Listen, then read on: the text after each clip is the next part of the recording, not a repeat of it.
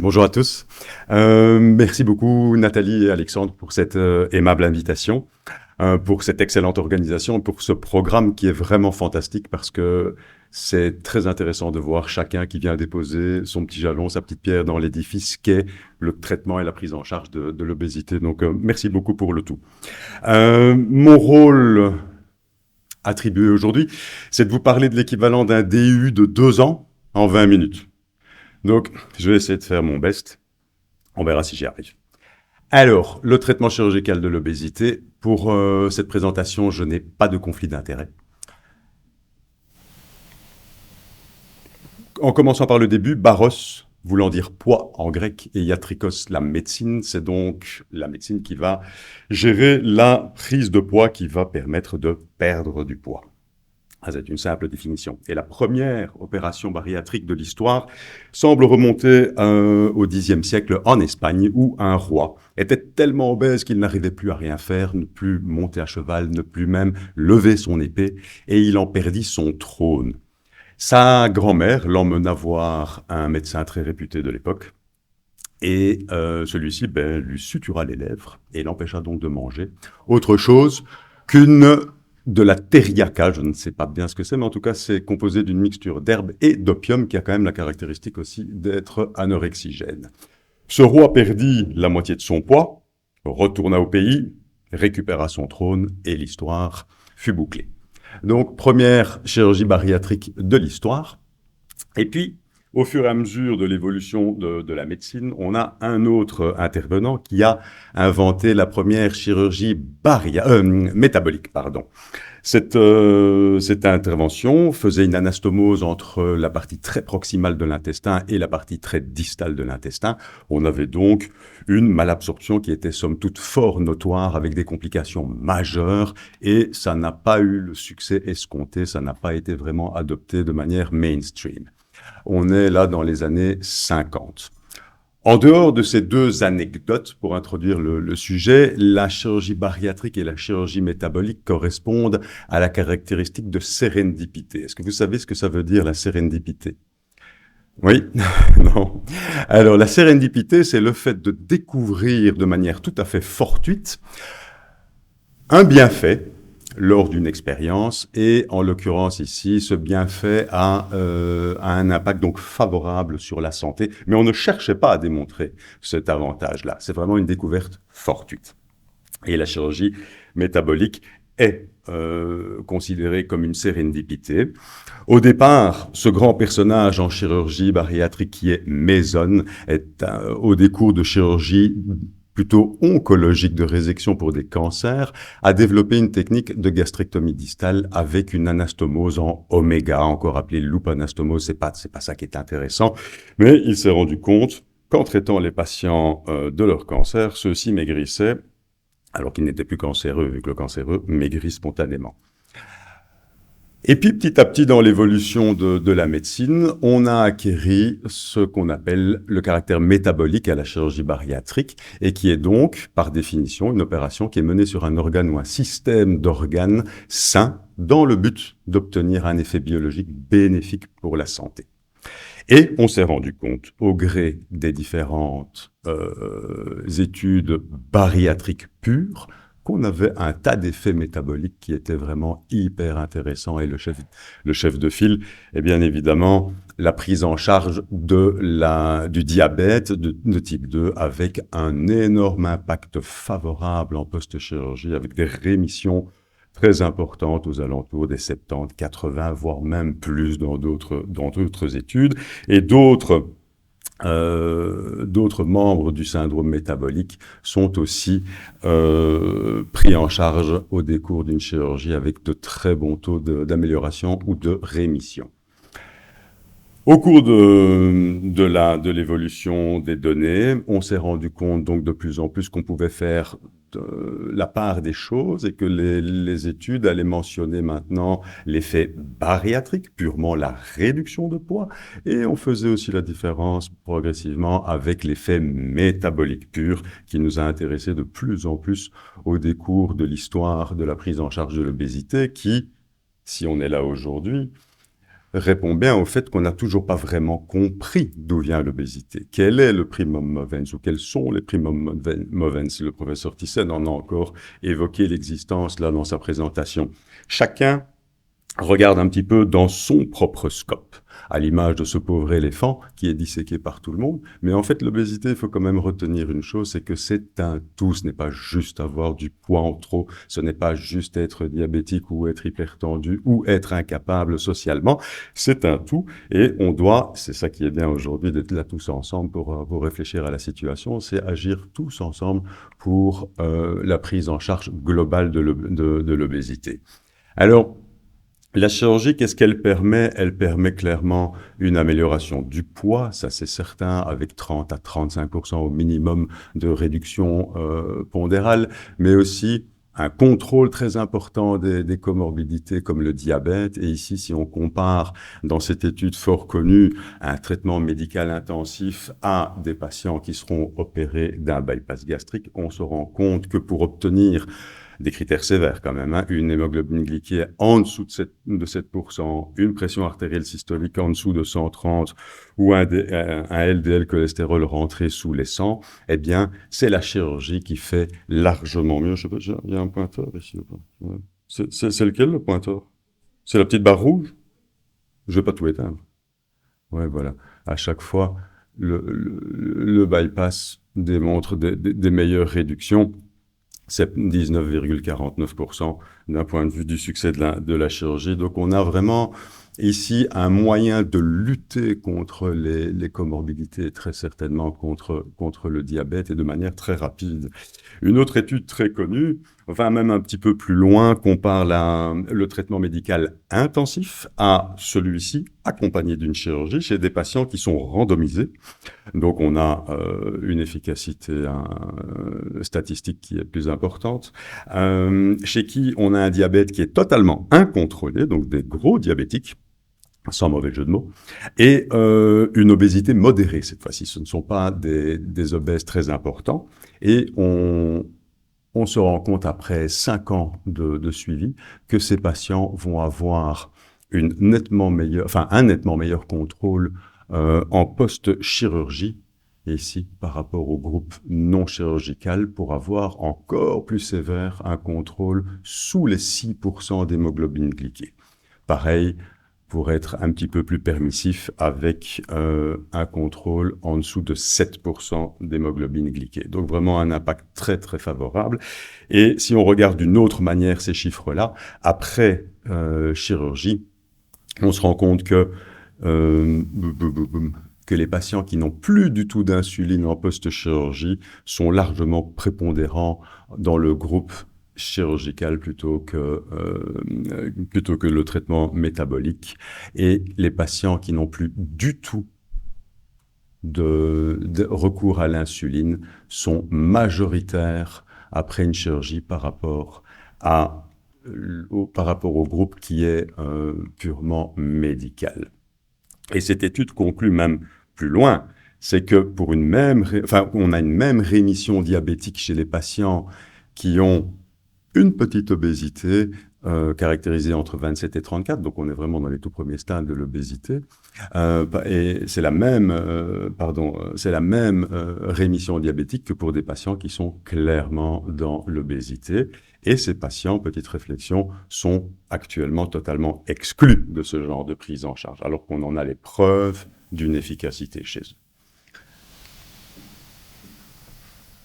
Actuellement, plus de 40 sociétés scientifiques ont même accepté, se sont même mises dans les recommandations que l'on appelle DSS2, qui inclut dans un organigramme de prise en charge du diabète, je ne parle pas de l'obésité, dans un organigramme de prise en charge du diabète, du rôle important à donner de manière assez rapidement à la chirurgie.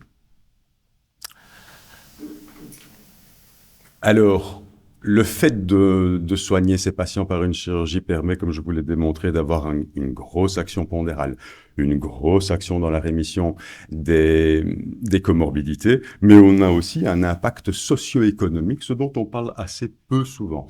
Et il faut savoir que les patients obèses ont une productivité abaissée dans la société, avec une augmentation nette de l'absentéisme au travail et un taux de non-emploi qui est supérieur au reste de la population.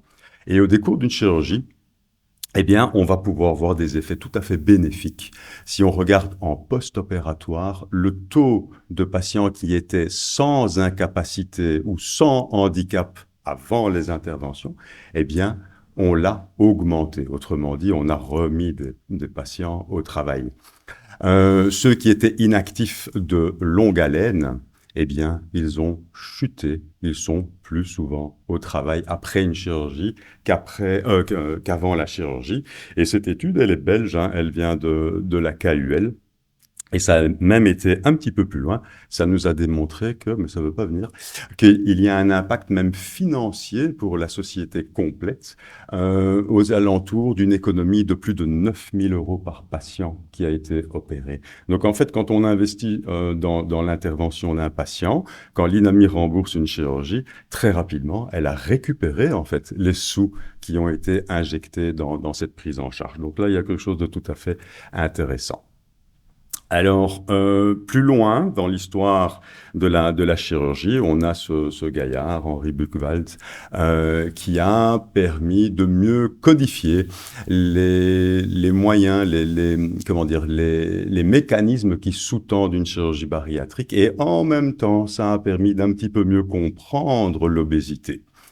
C'est un peu l'inverse. D'habitude, on comprend une pathologie, on comprend la pathogénèse et puis on va essayer de traiter ces maladies. Ici, avec l'obésité, c'est souvent un petit peu l'inverse dans l'histoire. C'est au départ des moyens, des suites des interventions et des études qui sont faites qu'on va comprendre les mécanismes sous-jacents à l'obésité.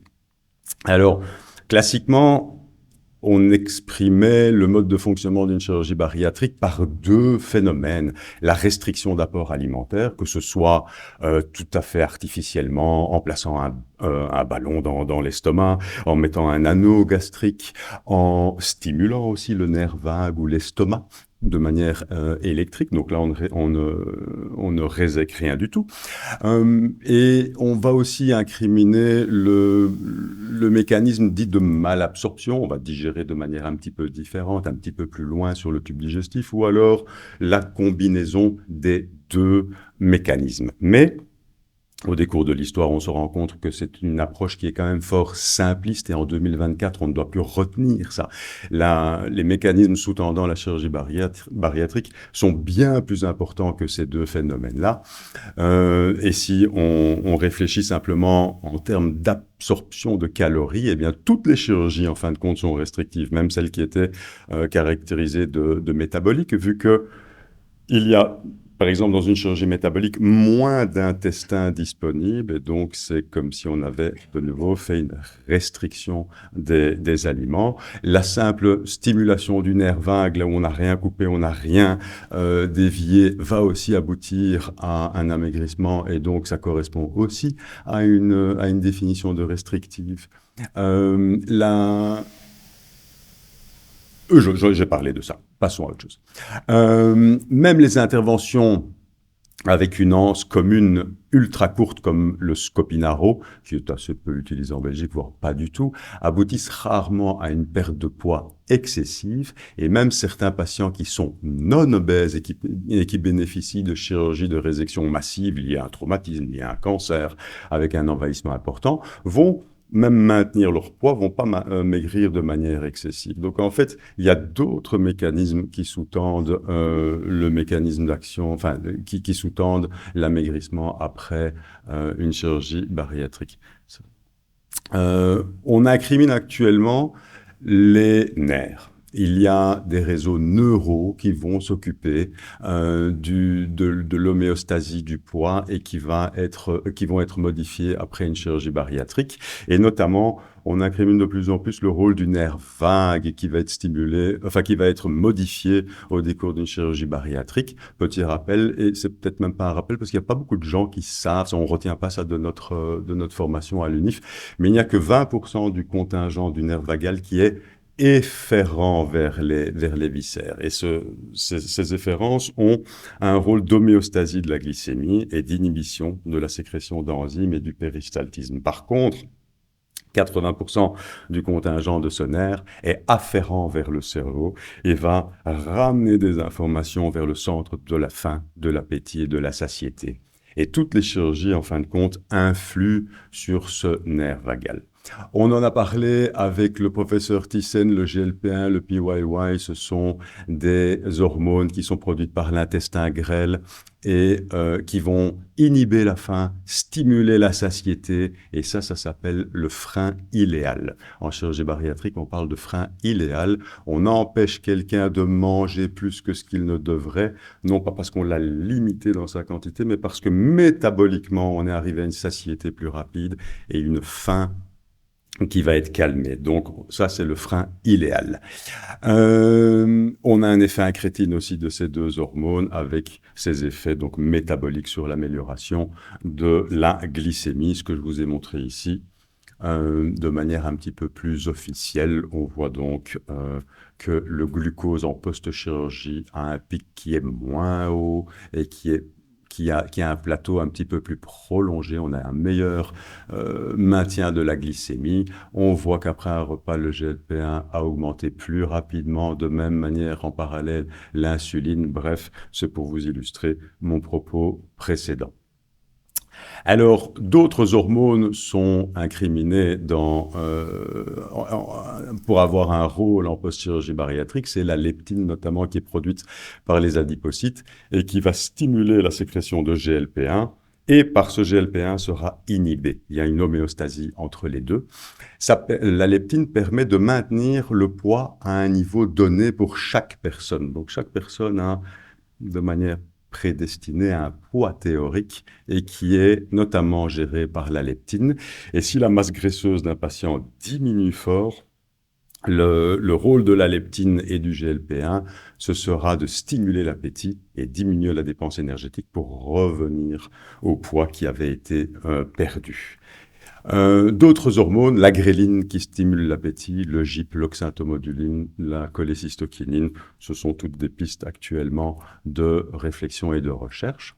Un autre mécanisme actuellement incriminé pour expliquer les effets de la chirurgie bariatrique et métabolique, c'est l'action sur le métabolisme énergétique. Mais c'est pas encore bien clair qui fait quoi dans cette équation. On sait que de manière physiologique, oh mince, pardon. Est-ce que je peux revenir en arrière? On sait que quelqu'un qui va se suralimenter va augmenter sa dépense énergétique pour maintenir son poids. Par contre, quelqu'un qui est obèse va avoir une diminution de base de cette dépense énergétique. Et on ne sait pas bien qu'est-ce qui se passe après un bypass gastrique. Il y a des données qui sont un petit peu contradictoires. On n'a pas la clé, mais il y a visiblement une piste pour trouver des réponses et à la genèse de l'obésité et à l'effet d'une chirurgie bariatrique et métabolique avec cette équation de consommation de l'énergie. L'inflammation joue un grand rôle aussi. On sait que les apports caloriques importants vont augmenter les réserves dans les adipocytes. Ceux-ci vont augmenter de taille. Et puis, il y a un trigger vers les 1 microlitre où là, ce ne sera plus du stockage en intracellulaire, ce sera plutôt une multiplication du nombre d'adipocytes. Et donc, la leptine a pour rôle va augmenter pour diminuer l'appétit et ainsi réduire la prolifération de ces adipocytes. Chez les obèses, il y a une leptinorésistance qui empêche ce phénomène et en fin de compte, on va se retrouver avec des acides gras, des radicaux libres en dehors des cellules graisseuses qui vont provoquer une inflammation générale avec une réduction de la consommation du glucose dans les organes et des lésions endothéliales.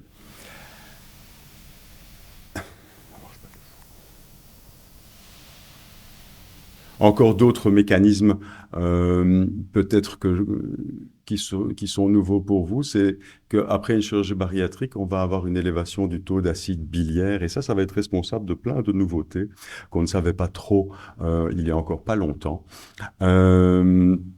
Et cette augmentation des acides biliaires va être responsable de l'amélioration de la sécrétion en insuline et du contrôle métabolique, et notamment par deux récepteurs endothéliaux différents qu'on appelle le farnésoïde ou le TGR5, mais ça c'est un petit peu compliqué, c'est pas trop la peine de rentrer là-dedans aujourd'hui.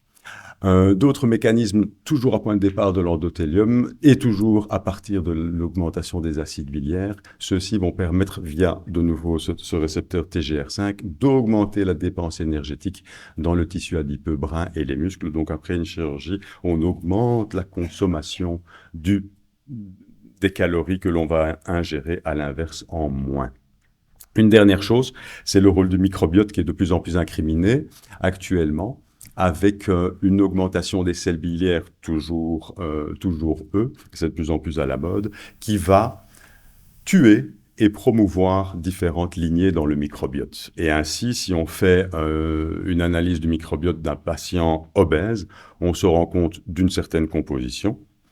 Et si on compare avec une personne maigre, on va avoir l'inverse. Les deux microbiotes sont en proportion opposée. Eh bien, après une chirurgie bariatrique, si on contrôle le microbiote des patients qui ont perdu du poids, on va avoir une transformation de ce microbiote en microbiote de personnes maigres. Donc ça, c'est tout à fait intéressant parce que ce microbiote-là est mis en relation avec un meilleur contrôle de la masse graisseuse du patient et de sa consommation énergétique quotidienne. Alors, pour tous ces bénéfices, tous ces mécanismes, est-ce qu'il est justifié de se faire opérer? Parce qu'on entend beaucoup de choses dans le grand public. Est-ce que tu vas vraiment te faire opérer? Est-ce que tu es sûr? Est-ce que c'est pas dangereux? Est-ce que tu vas ressortir de l'hôpital vivant? Alors, la réponse est oui quand même. Après, quand on compare le risque de certaines chirurgies, regardez un petit peu le taux de mortalité après une PTH. On est à 0,3%. Après une chirurgie bariatrique, on est avec un facteur 10 de moins. On a un risque de mortalité périopératoire de 0,03 à 0,2%. Est-ce qu'il viendrait à l'idée de quelqu'un de dire à son grand-père « Mon Dieu, ne te fais pas opérer de ta prothèse de hanche. Oui, mais je souffre. » Ah, mais non, c'est trop dangereux. Tu as un taux de mortalité qui est important. Par contre, tout le monde va aller dire à quelqu'un qui a une intention de chirurgie bariatrique « Attention, ne te fais pas opérer. Est-ce que tu as bien décidé? Est-ce que tu as conscience des dangers, alors que ceux-ci sont largement moins importants que des chirurgies bien classiques. » Et maintenant que je vous ai montré que c'était safe à très court terme, est-ce que c'est safe au long terme? Est-ce que les patients sont en danger d'autre chose maintenant, une fois qu'ils ont été opérés? Eh bien, la réponse est non. Si on compare le taux de mortalité à long terme après un bypass gastrique, on voit que de toutes causes confondues, le risque relatif de décès diminue drastiquement. Et si on regarde plus spécifiquement toutes les complications liées au diabète, eh bien, quand elles seront responsables de 92% de réduction, enfin, on aura une réduction de mortalité liée aux complications du diabète, pour mieux m'exprimer, de 92%. Donc, c'est quand même notoire. Et ce sont des grosses études. Par exemple, celle-ci compare pendant 40 ans, donc on ne peut pas dire qu'on n'a pas suivi les patients et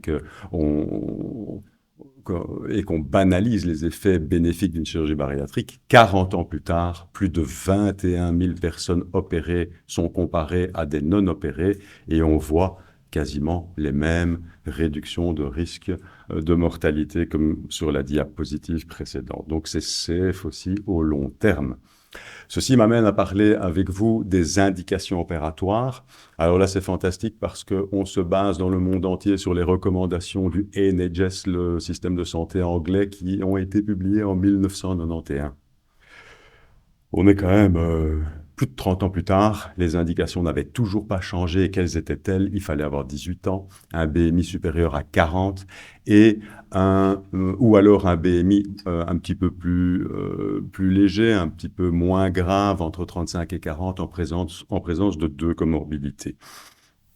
Et selon ces critères-là, tout le monde est bien d'accord pour dire que si ce patient-là vient vous trouver dans un cabinet de chirurgie, ben, vous trouvez que c'est décent de pouvoir le prendre en charge, qu'on va l'améliorer. Si ce patient-là, à contrario, vient chez vous, personne ne va penser à l'opérer. On réfléchit toujours en termes de BMI, et lui, avec ses 100 kilos de muscle, ben, il aura un BMI très clairement pathologique, mais il n'y a aucune justification d'aller opérer un gaillard comme ça. D'ailleurs, il m'inspire plutôt positivement. Par contre, celui-ci, qui a un BMI qui est largement inférieur aux deux images précédentes, eh bien, c'est pour cette personne-là que c'est aussi très important d'une prise en charge et une prise en charge bariatrique, parce que c'est lui qui cumule tous les risques. Il a de la graisse abdominale, il a de la graisse donc viscérale, il a du diabète sous trithérapie avec une prise d'insuline, il a de l'hypertension artérielle, il a un syndrome d'apnée du sommeil, et en fait c'est une bombe ambulante. Lui, son espérance de vie est largement diminuée. Donc, ce serait beaucoup plus intéressant, et je rejoins quasiment tous les collègues de la matinée, d'évaluer l'obésité et son impact de manière beaucoup plus globale, et de faire accepter ce genre d'évaluation par nos autorités, et de manière subséquente de faire rentrer ce genre de critères-là dans les critères de remboursement d'une prise en charge bariatrique ou même de tout traitement de l'obésité. L'histoire a démontré l'utilité de la chirurgie bariatrique et métabolique à un tel niveau maintenant, parce que ça reste une des matières de la biologie humaine qui est le plus étudiée, l'obésité, et l'évolution faisant, on a enfin eu un update des indications de chirurgie bariatrique selon des guidelines internationaux qui ont été publiés en 2022 par 2 des plus grosses sociétés scientifiques bariatriques et métaboliques que sont l'IFSO et la SMBS. Et en gros, il faut retenir une chose, il y a eu un glissement des indications de 5 unités en termes de BMI. Alors, on opère maintenant sans aucun complexe des patients qui sont à partir d'un BMI de 35. Il y a largement des preuves scientifiques de l'utilité d'une telle chirurgie, et on peut même s'adresser aux patients entre 30 et 35 une fois que l'on met en évidence une comorbidité de l'obésité, et cette liste est bien plus importante que ce qui avait été publié en 91. Regardez quelque chose qui est tout à fait intéressant, chez les Asiatiques, la chirurgie est recommandée dès que l'on atteint un BMI de 25. C'est quand même impressionnant.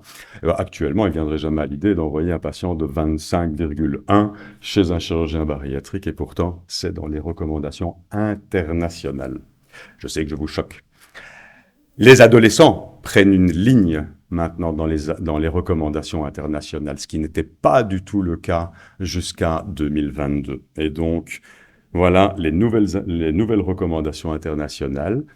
Petite parenthèse, ce n'est pas parce que c'est publié que ça se fait, et certainement pas non plus que c'est remboursé. Notre gouvernement devrait un petit peu se pencher sur la question, et il est plus que temps que l'on révise un petit peu nos politiques de prise en charge de l'obésité, mais de toute façon de manière globale. Alors c'est plus tellement lui, ou on espère que ce sera plus lui, du moins ça c'est une vision toute personnelle, mais on attend de voir un petit peu avec les intervenants ultérieurs qu'est-ce qu'on va pouvoir faire. Et nous, au BISOMS, on voulait aller demander une audience au ministre pour pouvoir discuter justement de l'étendue de ces indications sur le territoire. Mais on attend toujours la nomination d'un ministre. Alors, quelles sont les contre-indications après avoir parlé des indications? Eh bien, en gros, c'est les grosses assuétudes à l'alcool, à la drogue. Et puis, essentiellement, ce sont des contre-indications qui sont plus de l'ordre psychologique ou psychiatrique avec des troubles de l'alimentation qui sont non contrôlés. La boulimie contrôlée n'est pas une contre-indication. Des incapacités à appliquer les instructions que l'on va recevoir dans le bilan pluridisciplinaire ou de suivre les recommandations, les conseils alimentaires et de prise de multivitamines, les psychotiques qui sont instables, les dépressions sévères et les troubles graves de la personnalité, sauf si le psychiatre devait être d'accord pour ce cas-là. Et puis d'un point de vue tout à fait général, une contre-indication à être opéré parce que son cœur ou ses poumons n'auront pas supporté une intervention, ça reste bien évidemment tout à fait adéquat. Alors, le bilan, on s'en fiche pour aujourd'hui. On est tous au courant qu'on doit faire un bilan. L'IFSO retient essentiellement 7 interventions d'usage sur le globe. On parle toujours d'anneaux, même si c'est totalement obsolète dans une équipe bariatrique bien entraînée. Ça n'a plus vraiment lieu d'être actuellement. On a la sleeve gastrectomie, on a comment s'appelle, le SADI, on va avoir ici le mini bypass, on va avoir le bypass là. Bref, il y a 7 interventions comme ça qui sont reconnues, endorsées par l'IFSO. Mais il y en a tellement d'autres. Et actuellement, il y a un nouveau trend dans la chirurgie bariatrique que l'on appelle les bipartitions. C'est une nouvelle manière d'envisager les circuits alimentaires. Je vous explique, il y a 2 versions différentes. Donc, le premier step de ces interventions-là, c'est de faire une sleeve gastrectomie et puis d'en faire une sleeve 2.0. Donc, on a fait une sleeve gastrectomie et puis on va la connecter à une anse intestinale. Dans ce cas de figure, avec un montage un peu comme un bypass, on va former un Y, ça s'appelle l'intervention de 100 €. Et ici, on va avoir un montage un petit peu plus simple, on n'a qu'une seule suture avec un montage en oméga qu'on appelle le SASSI. Mais le mécanisme d'action de ces 2 nouvelles interventions, de ce nouveau trend en chirurgie bariatrique, c'est de faire une restriction alimentaire, une satiété précoce avec ce petit réservoir qui est l'estomac de la taille d'une sleeve gastrectomie, et puis d'avoir une dérivation, comme dans la plupart des interventions que l'on utilise. Donc vous voyez ici, les aliments vont descendre directement en distalité intestinale, mais le secret et la base du fonctionnement de ces interventions, c'est d'avoir quand même une partie des aliments qui passent par la voie naturelle duodénale. Et ça, c'est très important parce que ça va permettre d'amener quand même des nutriments essentiels dans cette partie ici, dans le duodénum, dans la partie proximale, où on sait que tout, en gros, est fait pour lutter contre les carences. Sur les 70 premiers centimètres de l'intestin, on va avoir la majorité de l'absorption des vitamines et des minéraux que l'on voit dépléter chez certains patients post-autre chirurgie. Donc ces interventions probablement nous aident à avoir un super amaigrissement parce qu'on est vraiment dans des niveaux d'amaigrissement qui sont over-optimales, mais on va avoir aussi potentiellement une lutte contre les carences post-chirurgie bariatrique. Et last but not least, ça permet toujours à un endoscopiste de venir avec son tuyau ici, avec sa caméra, pour aller investiguer les voies biliaires qui n'auraient plus été possibles après les autres formes de bypass. Donc il y a beaucoup d'avantages à faire ce genre de technique et moi-même je suis devenu assez fan de celle-là. Et sur le territoire belge, ça commence un petit peu on commence à faire des émules. Mais on est au début de ce type de prise en charge, quoi qu'il y a déjà des publications randomisées. Le choix d'une technique bariatrique, alors pour couper court aux légendes, il n'y a pas un choix idéal, hein, d'accord? Une intervention n'est pas destinée à tel patient, c'est beaucoup plus compliqué que ça, et je pourrais m'exprimer autrement, une intervention n'est absolument pas contre-indiquée chez un patient. Comment est-ce qu'on va faire pour choisir une intervention? Eh bien, moi, je considère que ça doit être une discussion avec le patient. On va discuter en fonction de quoi? Eh bien, en fonction, par exemple, de la performance de la réduction pondérale. Excess weight loss, tout le monde, je pense, dans l'Assemblée ici, est coutumier de ce terme, c'est l'excess weight loss. Donc, si on parle en termes d'excess weight loss, La moins performante, c'est la sleeve gastrectomie. On va perdre que 50 à 60% des kilos que l'on a en trop. Et à l'opposé de l'échelle des interventions dont je vous ai parlé, on a le SASI avec 90 à 100% même des kilos en trop qui vont disparaître au décours de la chirurgie. Donc voilà, en fonction de l'aisance d'un patient à aborder cette idée de perdre tout ce qu'il a à perdre pour se rapprocher au maximum et même descendre en dessous du BMI de 25, ou alors plutôt de son accointance à garder quelques kilos en trop parce qu'il s'estimera mieux comme ça. Donc c'est une discussion à avoir, mais on va aussi discuter en fonction de la présence de comorbidité. S'il y a un diabète important, s'il y a de l'hypertension artérielle, un syndrome d'apnée du sommeil, bref, il serait de bon ton que l'on soit le plus percutant possible d'un point de vue métabolique, et donc il faudra peut-être s'éloigner de la sleeve gastrectomie et aller vers les autres interventions. La seule contre-indication que je retiendrai et que je vous communiquerai comme étant tout à fait formel, c'est d'avoir un œsophage de Barrett, qui est une lésion précancéreuse, à qui on proposerait de faire une sleeve gastrectomie. On sait que la sleeve gastrectomie va renforcer le reflux gastro-œsophagien, et donc on irait vraiment dans le mauvais sens, et on pourrait être incriminé quelques dizaines d'années après pour avoir eu un rôle dans la cancérisation de l'œsophage du patient. Donc moi, j'ai pas trop envie non plus d'être responsable de tout ça. Donc voilà, je garde cette contre-indication formelle-là, mais sinon les autres, elles sont plutôt de l'ordre comment dire, de la discussion avec le patient.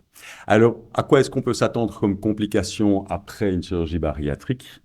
Il y a des complications précoces dans la période périopératoire immédiate ou les tout premiers jours, toutes premières semaines, et des complications tardives dans le reste de la vie du patient. Les complications précoces, en gros, elles sont communes et elles ont le même taux de survenue dans toutes les techniques. Donc, il est faux de croire, par exemple, ce qu'on entend souvent, « Oh, docteur, faites-moi la sleeve gastrectomie, c'est quand même moins sujet à complications. » C'est totalement faux. Elles sont toutes responsables de potentiels saignements. On a opéré, donc bien évidemment, on a toujours un risque de saignement. On peut abîmer un organe de voisinage. On a effracté la barrière cutanée d'un patient, on a coupé dans ses organes digestifs, bref, on peut un petit peu mobiliser des microbes et aboutir à une infection quelconque. On peut avoir un taux de mortalité, essentiellement qui vient de ces deux risques-ci, la fistule et les thromboses et les embolies. Fistule, très bas comme taux de survenue. Dans une équipe bien entraînée, ça doit être de loin, pas du tout le quotidien, ça doit être une complication qui est exceptionnelle. Et les thromboses et les embolies, pourquoi est-ce que les patients en bariatrique sont plus sujets que d'autres? Mais en fait, parce qu'ils cumulent tous les facteurs de risque de thrombose et d'embolie, hein, l'obésité, la sédentarité, le tabac, la contraception pour les dames et le fait d'avoir été opéré et de bouger très peu. Les complications tardives, on va reprendre dans la liste les ulcères anastomotiques. Ces ulcères peuvent être très ennuyants pour les patients et on a incriminé très fort, et c'est publié depuis longtemps, le rôle des anti-inflammatoires est péjoratif et le tabagisme des patients est très incriminé aussi. Donc ce sont deux habitudes que l'on va essayer pour lesquels on va essayer de dissuader le patient, et des fois il faut revoir les traitements avec le rhumatologue ou avec le généraliste, mais il faut déconseiller les anti-inflammatoires aux patients qui ont une dérivation, pas la sleeve gastrectomie. La sleeve gastrectomie, c'est juste un estomac plus petit, donc il est comme avant, il est juste plus petit, il n'est pas plus à risque d'avoir une influence de la part des anti-inflammatoires. Le reflux, j'en ai parlé, essentiellement lié à la sleeve gastrectomie. Et on va même un peu plus loin. 30% des patients non reflueurs deviennent reflueurs après une sleeve gastrectomie.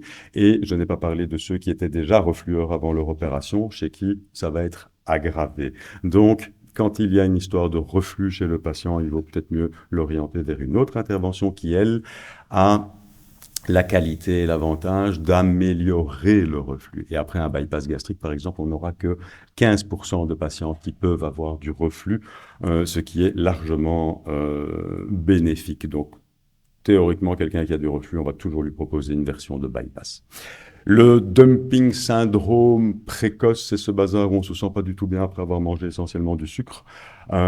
Transpiration, palpitations, malaise, on a besoin de faire une sieste, on a des grosses sueurs avec les vêtements qui sont même trempés, comme le décrivent certains patients. C'est absolument pas dangereux. Nous, les chirurgiens, on aime même bien un petit peu d'avoir de dumping dans le tout début, parce qu'on sait que ça va guérir après 6 à 8 semaines. Mais ça permet d'éduquer le patient. Il a fait quelques bêtises alimentaires. On est là pour autre chose que pour manger du sucre. Donc voilà, il est temps de se rendre compte que c'était néfaste pour sa santé avant une opération et ça continue à être néfaste. Donc, à travailler en diététique pour se défaire de cette assuétude. Le dumping syndrome tardif, ce sont des hypoglycémies. En fait, on est victime du succès de la modification hormonale liée aux incrétines et donc on a une hypoglycémie réactionnelle après avoir mangé du sucre, tout simplement parce qu'on a un effet incrétinomimétique qui est bien supérieur après une chirurgie. Les occlusions et les hernies internes, bon, on a changé l'architecture du tube digestif, donc il y a certains endroits qui n'existaient pas avant et où l'intestin peut venir se coincer.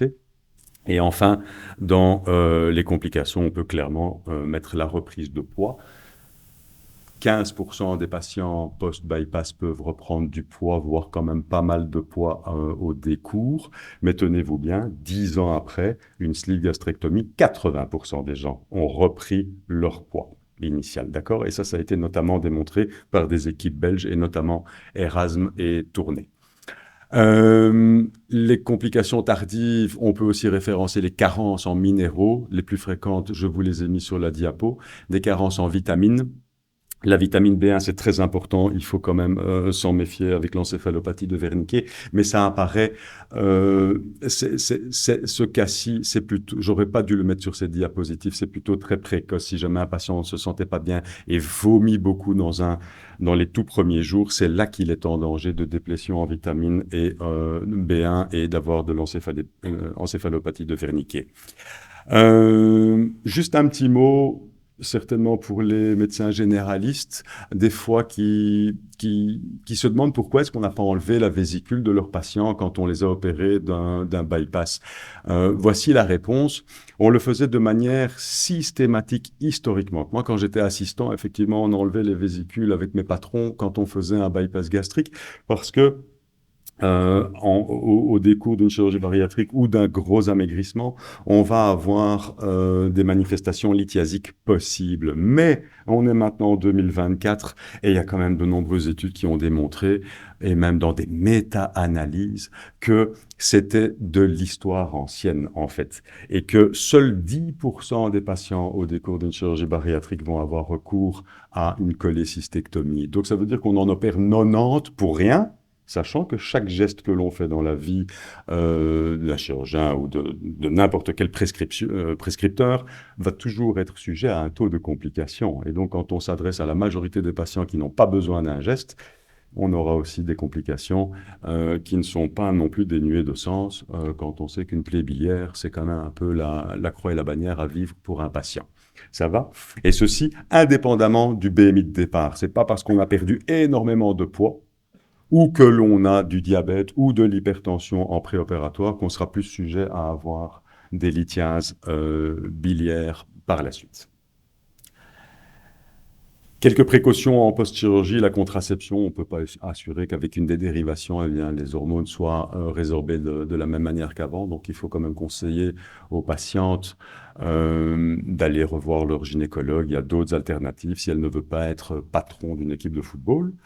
Certains médicaments, j'ai déjà incriminé le rôle des AINS, mais je reviens de nouveau sur le tabagisme qui est responsable de complications en post-op dans la période périopératoire, clairement avec des problèmes respiratoires potentiels, mais par la suite avec des ulcères. Et alors un truc tout à fait de découverte fortuite au décours de mes lectures, on a 5 fois plus d'occurrences, d'occlusion, de hernie interne chez les fumeurs que chez les non-fumeurs. Je ne sais pas du tout pourquoi, mais ça a été mesuré statistiquement. Si tu as une réponse, je suis preneur, mais je ne sais pas du tout pourquoi.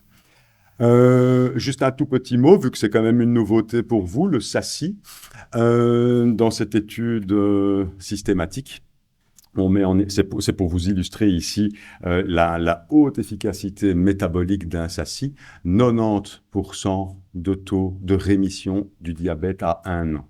D'accord? On a quasiment plus de patients qui est diabétique 1 an après un SACI.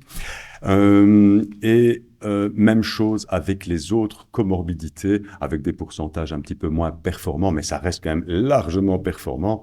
Chaque comorbidité est largement améliorée après un SACI. Par contre, est-ce que c'est fort sujet à complications? Eh bien, vous allez voir que seulement 12% des patients post-SACI vont présenter des complications et qui, selon la liste ici, vont surtout être représentés par des complications très simples dans la classification de Clavien-Dindo. Ce sont des grades 1 et des grades 2. Donc, on a un bon profil de sécurité pour les patients en leur proposant un SACI. En conclusion, l'obésité, c'est une maladie chronique qui affecte la plupart des systèmes, ça on le sait tous maintenant, qui réduit la qualité de vie et même l'espérance de vie. Je compléterai, je pense que c'était toi Nathalie qui en a parlé au tout début, ça va même jusqu'à 12 à 15 ans de réduction d'espérance de vie au-delà du BMI de 40. La chirurgie actuellement, c'est comme ça, manger ce rôle-là, c'est sympa, hein, mais c'est le traitement le plus efficace contre l'obésité et les comorbidités. Et c'est le tout qui va s'améliorer largement au décours d'une opération. Comme je vous l'ai montré, c'est safe en périopératoire, c'est safe à long terme parce qu'on a une réduction nette de la mortalité globale et par pathologie. Il y a un élargissement actuellement considérable dans le monde des indications opératoires et on espère qu'on puisse aider plus de patients ici en Belgique. On verra ça par la suite. C'est cost-effectif, on remet les patients au boulot et ça permet de faire en fin de compte des économies en termes de santé publique. Il faut une préparation du patient par un bilan pluridisciplinaire. Le tout, ça va viser un changement pour la vie, mais bien évidemment pour une meilleure vie qu'avant. Et ça nécessite en post-op d'avoir un suivi au long cours qui sera gage de résultats durables avec la recherche de complications éventuelles. Voilà, merci beaucoup. J'espère que je n'ai pas trop dépassé. Merci Denis pour, Demi-heure. merci Denis pour ce très bon résumé de 2 ans de DIU.